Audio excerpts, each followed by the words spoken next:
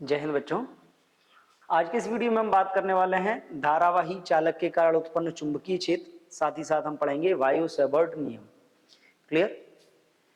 देखिए, अभी हमने कल बात की थी कि किसी भी स्थान पे जब हम चुंबकीय क्षेत्र की बात करते हैं तो चुंबकीय क्षेत्र को दो प्रकार से उत्पन्न किया जा सकता है। एक तो आप चुंबक रख के छड़ चुंबक के द्वारा कर सकते हैं, कोई भी चुंबक हो। दूसरा होता है धारावाही चालक। धारावाही चालक क्या होता है कि चालक की एक विशेषता होती है कि जब भी किसी चालक में धारा प्रवाहित होती है तो वो अपने चारों तरफ एक चुंबकीय क्षेत्र उत्पन्न करता है। चुंबकीय क्षेत्र उत्पन्न करता है, या हम यूं कहें कि जब चालक में धारा प्रवाहित होती है तो वो एक चुंबक की भांति व्यवहार करता है, और इस चुंबक को विद्युत चुंबक कहा जाता है। विद्युत चुंबक की जो परिकल्पना थी वो सबसे पहले की एक साइंटिस्ट थे जिनका नाम था ऑस्टर्ड। साइंटिस्ट थे, क्या नाम था उनका? ऑस्टर्ड। ऑस्टर्ड ने एक एक्सपेरिमेंट किया, एक प्रयोग किया। क्या प्रयोग था? उन्होंने एक चालक लिया और उस चालक को एक बैटरी अथवा सेल से जोड़ के एक परिपथ तैयार किया। इस प्रकार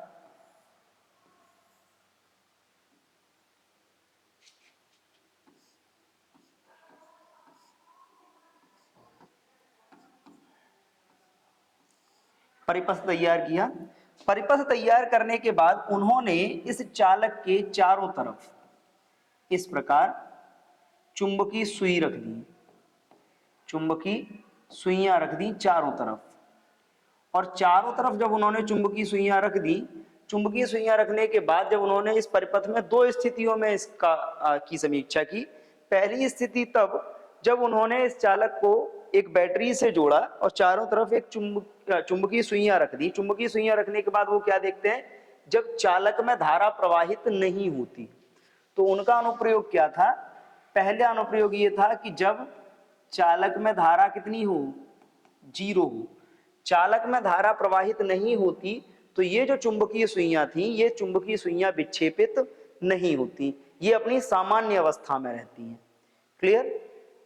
परंतु जब उन्होंने इसी चालक में धारा प्रवाहित करी, जैसे ही उन्होंने इसको बैटरी से जोड़ा और जोड़ने के बाद जैसे ही उन्होंने कुंजी को ऑन किया, ऑन करने पर क्या हुआ? इस चालक में एक धारा प्रवाहित हुई। जैसे ही चालक में धारा प्रवाहित होती है तो धारा प्रवाहित होने पर वो क्या देखते हैं कि ये जो चुंबकीय सुइयां इसके चारों तरफ रखी थी, ये सुइयां अलग अलग दिशा में विक्षेपित होने लगती हैं। यानी कि इसके निकट जो चुंबकीय सुई रखी गई थी वो विक्षेपित होने लगती है। क्लियर? और चुंबकीय सुई के विक्षेपित होने का मतलब क्या है कि जब धारा प्रवाहित नहीं हुई पहली स्थिति में तो चुंबकीय सुई विक्षेपित नहीं हुई। चुंबकीय सुई के विक्षेपित ना होने का मतलब था कि उस स्थान पर चुंबकीय क्षेत्र कितना होगा? जीरो होगा। उसके आसपास, चालक के आसपास चुंबकीय क्षेत्र कितना था? जीरो। परंतु जैसे ही धारा प्रवाहित करी गई तो धारा प्रवाहित होने पर उन्होंने क्या देखा कि ये जो चुंबकीय सुइयां थी ये विक्षेपित हो गई। चुंबकीय सुइयों के विक्षेपित होने का सीधा सीधा मतलब है कि अगर चालक में धारा प्रवाहित होती है तो उसके चारों तरफ एक चुंबकीय क्षेत्र भी उत्पन्न हो जाता है। यानी कि अगर धारा जीरो नहीं होगी तो उसके आसपास का चुंबकीय क्षेत्र भी जीरो नहीं होगा। तो यहां पर हम सिंपल कह सकते हैं कि जब भी किसी चालक में धारा प्रवाहित होती है तो धारा प्रवाहित होने के कारण वो चालक अपने चारों तरफ एक चुंबकीय क्षेत्र उत्पन्न करता है। ये इनका अनुप्रयोग था जिसे ऑस्टर्ड अनुप्रयोग कहा जाता है। और इसी अनुप्रयोग के आधार पर एक नया कॉन्सेप्ट हमको मिलता है जिसको बोला जाता है विद्युत चुंबक। विद्युत चुंबक क्या होती है? विद्युत चुंबक का सीधा सीधा मतलब होता है धारावाही चालक।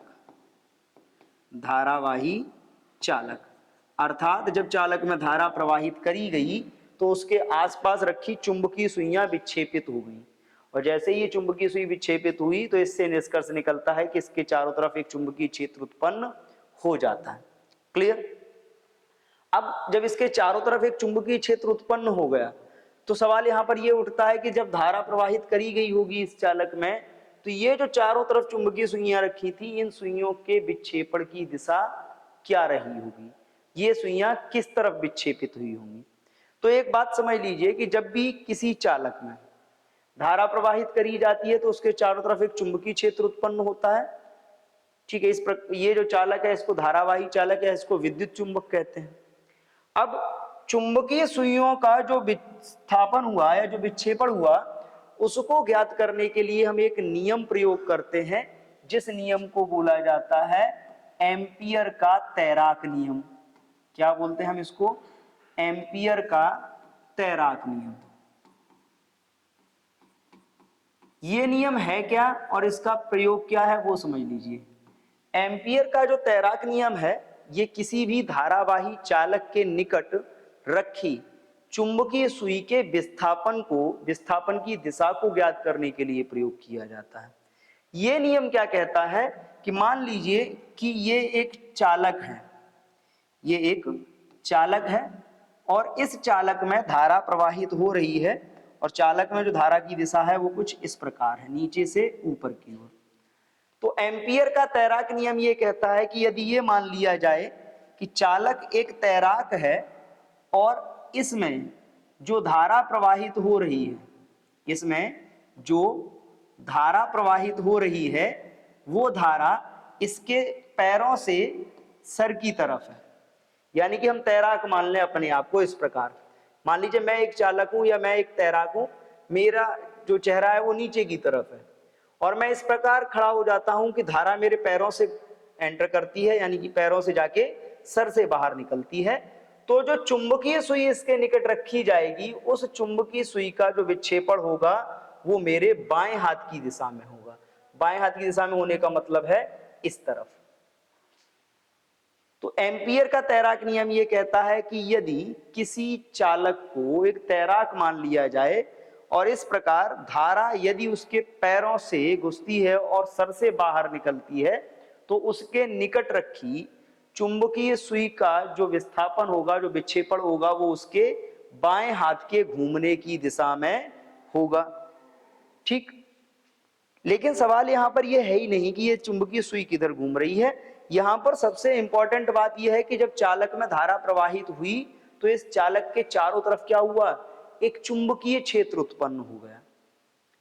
ठीक, चुंबकीय क्षेत्र उत्पन्न होने का मतलब है कि चालक एक चुंबक की भांति व्यवहार करेगा और जब चालक चुंबक की भांति व्यवहार करेगा तो उस चालक का चुंबकीय क्षेत्र कितना होगा, ये कितना चुंबकीय क्षेत्र उत्पन्न करेगा, यहां पर यह सबसे जरूरी बात है।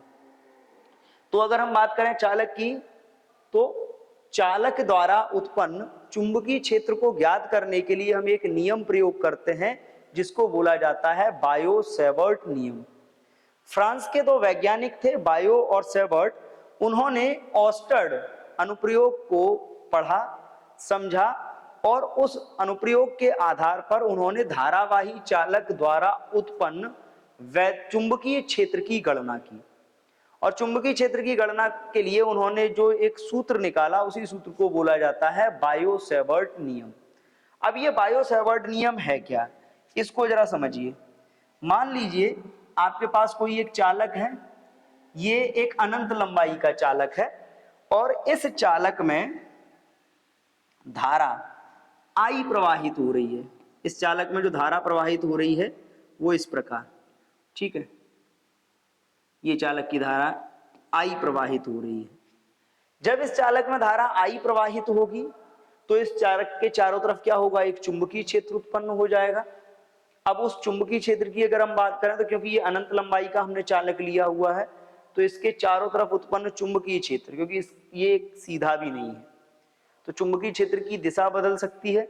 इसलिए हम क्या करते हैं कि जब हम इसके चारों तरफ उत्पन्न चुंबकीय क्षेत्र की गणना करने की बात करते हैं तो हम इस चालक का एक छोटा सा अवयव ले लेते हैं। हमने ये एक अवयव ले लिया, क्लियर। इस अवयव की जो लंबाई है dl है, ठीक, और इसका जो सदिश है वो इधर की तरफ है। अब इस अवयव के कारण अगर हम किसी बिंदु P पर, मान लीजिए इस अवयव के कारण ये एक बिंदु दिया है P, इस बिंदु P पर हमें वैद्युत क्षेत्र ज्ञात करना है तो हम इसके लिए क्या करते हैं, इस अवयव के कारण किसी बिंदु P पर उत्पन्न वैद्युत क्षेत्र की तीव्रता ज्ञात करने के लिए हम अवयव को उस बिंदु से जोड़ते हैं। ठीक है, मान लीजिए ये जो बिंदु P दिया था हमने क्या किया, इस अवयव को उस बिंदु से जोड़ दिया। क्लियर? ये रहा आपका बिंदु P। मान लीजिए कि अवयव को बिंदु से जोड़ने वाली रेखा उस अवयव के साथ एक कोण बनाती है जिसे हम बोलते हैं थीटा। यहां पर ये कोण बन रहा है थीटा।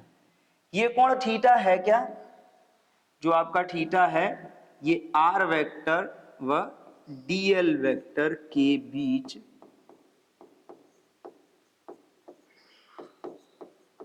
ठीक है करंट का जो अवयव है, धारा अवयव है, धारा अवयव और आर वेक्टर के बीच का कोण है। तो अब सिंपल सी बात समझिए कि जब चालक में धारा प्रवाहित होगी तो ये क्या करेगा? अपने चारों तरफ एक चुंबकीय क्षेत्र उत्पन्न करेगा। उस चुंबकीय क्षेत्र का मान क्या होगा? मान ज्ञात करने के लिए हम बायो-सैवर्ट नियम प्रयोग करते हैं। बायो-सैवर्ट नियम है क्या कि माना किसी चालक का एक अवयव डीएल है जिसमें धारा आई प्रवाहित हो रही है और इस अवयव के कारण इससे थीटा कोण तथा आर दूरी पर एक बिंदु P है जहां हमें चुंबकीय क्षेत्र का मान ज्ञात करना है। तो इस बिंदु पर उत्पन्न चुंबकीय क्षेत्र जो होगा बायो-सैवर्ट नियम के अनुसार, इस नियम के अनुसार अगर बायो-सैवर्ट नियम के अनुसार बात करी जाए तो इस बिंदु पर उत्पन्न होने वाला जो चुंबकीय क्षेत्र है, चुंबकीय क्षेत्र अवयव में प्रवाहित धारा के अनुक्रमानुपाती होता है। उत्पन्न चुंबकीय क्षेत्र अवयव की लंबाई के अनुक्रमानुपाती होता है। उत्पन्न चुंबकीय क्षेत्र अवयव से जो दूरी है उसके वर्ग के व्युत्क्रमानुपाती होता है। साथ ही साथ बिंदु पर उत्पन्न होने वाला चुंबकीय क्षेत्र अवयव तथा दिए गए बिंदु के बीच को मिलाने वाली रेखा के बीच के कोण की ज्या का मतलब होता है साइन थीटा के अनुक्रमानुपाती होता है। तो बायो-सैवर्ट नियम के अनुसार किसी भी बिंदु पर उत्पन्न होने वाला चुंबकीय क्षेत्र चार कारकों पर निर्भर करता है: अवयव में प्रवाहित धारा के अनुक्रमानुपाती, अवयव की लंबाई के अनुक्रमानुपाती, दूरी के वर्ग के व्युत्क्रमानुपाती तथा दोनों के बीच की यानी कि जो डीएल है और आर है, अवयव की लंबाई और उसकी दूरी, इन दोनों के बीच का जो कोण होता है उस कोण की ज्या के अनुक्रमानुपाती होता है। अगर हम इन चारों को मिला लें तो इन चारों को मिलाने पे क्या बनता है? इन चारों को मिलाने पे बनेगा dB इज इक्वल, dB क्या होगा? अनुक्रमानुपाती I dl sine theta upon r square. अब देखिए आपको ये मालूम है कि जब आप किसी भी समीकरण में से अनुक्रमानुपाती का निशान हटाते हैं, जब आप अनुक्रमानुपाती का निशान हटाएंगे तो एक नियतांक आएगा। तो यहां पर जब ये नियतांक हटेगा तो यहां पर क्या आएगा? dB इज इक्वल, एक नियतांक आएगा mu not upon 4 pi into क्या था मान? I dl sine theta upon r square. Clear? अब यहां पर देखिए ये आ गया इसका मान। ठीक, यहां पर अगर बात करी जाए तो म्यू नॉट अपॉन 4 पाई, यहां ये जो आपका है म्यू नॉट अपॉन 4 पाई क्या है? नियतांक है। ठीक है, और इसकी जो वैल्यू होती है वो होती है mu not upon 4 pi is equal 10 to the power minus 7, 10 to the power minus 7। और इसका अगर यूनिट की बात करी जाए तो इसका जो यूनिट होता है वो होता है टेस्ला इंटू मीटर पर ampere. Clear? Tesla mu not upon 4 pi की वैल्यू ये आर स्क्वायर हो जाएगा, tesla into metre square upon ampere into metre, metre से metre cancel, tesla into metre upon ampere. ठीक, ये आ गया एक नियतांक। अब इस नियतांक में देखिए, इस नियतांक में एक और नियतांक हमको मिल रहा है जिसको हम बोल रहे हैं म्यू नॉट। म्यू नॉट क्या है? ये निर्वात की चुंबकशीलता है, निर्वात की चुंबकशीलता। अगर आपसे इसकी वैल्यू पूछी जाती है तो इसकी वैल्यू आप बता सकते हो। सिंपली क्या बता सकते हो इसकी वैल्यू? देखो, निर्वात की चुंबकशीलता, यहां से अगर आप इसकी वैल्यू निकालोगे तो यहां से इसकी वैल्यू क्या आएगी? Mu naught is equal 4 pi into 10⁻⁻7। Clear? और जो यूनिट आएगा इसका, यानी कि जो मात्रक आएगा वो होगा एम्पियर अपॉन, इसका जो मात्रक होगा वो यही होगा जो दिया है, क्या? टेस्ला इंटू मीटर पर एम्पियर। क्लियर? तो समझ में आया बायो सेवर्ट नियम क्या है कि अगर किसी भी धारा चालक में धारा प्रवाहित की जाती है तो उसके चारों ओर एक चुंबकीय क्षेत्र उत्पन्न हो जाता है। तो बायो सेवर्ट नियम के अनुसार चालक के चारों ओर उत्पन्न होने वाला चुंबकीय क्षेत्र अवयव की लंबाई, अवयव में प्रवाहित धारा के अनुक्रमानुपाती, लंबाई के अनुक्रमानुपाती और दिए गए बिंदु की दूरी के वर्ग के व्युत्क्रमानुपाती तथा धारा अवयव और बिंदु को मिलाने वाली रेखा के बीच के कोण की ज्या के अनुक्रमानुपाती होता है। इस प्रकार इन सबको हम मिलाते हैं तो ये आता है dv is equal to not upon 4 pi I into d l sine theta upon r square. Mu not upon 4 pi जो होता है ये एक नियतांक है जिसका मान होता है 10⁻⁻7। यहाँ पर म्यू नॉट को निर्वात की चुंबकशीलता कहते हैं। क्लियर? अब देखिए चुंबकीय क्षेत्र है तो ये चुंबकीय क्षेत्र सदिश रूप में आएगा, क्योंकि चुंबकीय क्षेत्र एक सदिश राशि है तो इसका सदिश रूप भी होना चाहिए। तो जब हम सदिश रूप की बात करते हैं कि सदिश रूप क्या होगा इसका, ठीक है, तो पहले हम वो नोट कर लेते हैं जो हमको मालूम है। हमको क्या मालूम है? dv is equal to not upon 4 pi I d l sine theta upon r square. अब देखो जब इसको आप सदिश रूप में बदलोगे तो सदिश रूप में बदलने के लिए आपको क्या करना पड़ेगा? आपको एकांक सदिश का गुणा करना पड़ेगा। क्या हो जाएगा? I d l sine theta upon r square into n cap. एकांक सदिश का गुणा करना पड़ेगा। अब इस एकांक सदिश का मान आप कैसे निकालोगे? इस फॉर्मूले में देखो, आई अदिश राशि है, dl ये क्या है? लंबाई का एक घटक है, अवयव है, इसको हम सदिश मान सकते हैं। ठीक, sine theta upon r, r क्या है? विस्थापन, ये भी सदिश है।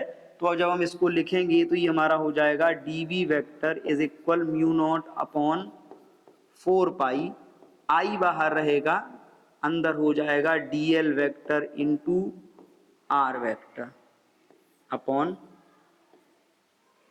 Are cube. Clear? dl vector into r vector upon r cube. ये जो आपका आया ये आ गया आपका बायो सेवर्ट नियम का सदिश रूप। क्लियर? अब देखिए ये तो आ गया किसी भी धारावाही चालक के कारण उत्पन्न चुंबकीय क्षेत्र की तीव्रता। लेकिन अगर हम बात करें कि ये जो चालक है, इस चालक के कारण जो आपका चुंबकीय क्षेत्र उत्पन्न हुआ है उसकी दिशा हम कैसे ज्ञात कर सकते हैं?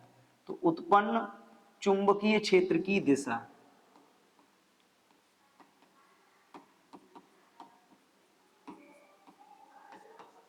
देखिए उत्पन्न चुंबकीय क्षेत्र की जो दिशा होगी उस दिशा को ज्ञात करने के लिए हम एक नियम लगाते हैं जिसको बोला जाता है दाएं हाथ के अंगूठे का नियम। ठीक, ये दाएं हाथ के अंगूठे का नियम क्या है कि मान लीजिए ये एक चालक है, इस चालक में धारा प्रवाहित हो रही है इस प्रकार, ये चालक है, उस चालक में धारा प्रवाहित हो रही है, इसके चारों तरफ चुंबकीय क्षेत्र बनेगा, लेकिन उस चुंबकीय क्षेत्र की दिशा क्या होगी उसको ज्ञात करने के लिए हम लगाते हैं दाएं हाथ के अंगूठे का नियम। क्या होता है कि अगर किसी धारावाही चालक को आप अपने दाएं हाथ में इस प्रकार पकड़ें कि अंगूठा धारा की दिशा में हो तो उंगलियों के जो घूमने की दिशा होती है वही चालक के चारों ओर उत्पन्न होने वाले चुंबकीय क्षेत्र की दिशा होगी। यदि चालक को दाएं हाथ में इस प्रकार पकड़ा जाए कि अंगूठा धारा की दिशा में रहे, तो चालक के चारों ओर उंगलियों के घूमने की जो दिशा होगी वो उत्पन्न चुंबकीय क्षेत्र की दिशा होगी। अर्थात इस चालक के चारों तरफ जब हम चुंबकीय क्षेत्र की बात करेंगे तो इस चालक के चारों तरफ जो चुंबकीय क्षेत्र होगा वो ऐसा है, इस प्रकार गोलाई में चारों तरफ जो होगा, इसके चारों तरफ गोलाई में होगा। मान लीजिए ये चालक है, इसके चारों तरफ ये गोलाई में, जिधर मेरी उंगलियां घूम रही हैं इस तरीके से, ठीक है। तो इस प्रकार हम उत्पन्न चुंबकीय क्षेत्र का मान बायो सेवर्ट नियम से और दिशा दाएं हाथ के अंगूठे के नियम से ज्ञात कर सकते हैं। क्लियर? आज के लिए इतना ही, मिलते हैं अगले वीडियो में। धन्यवाद।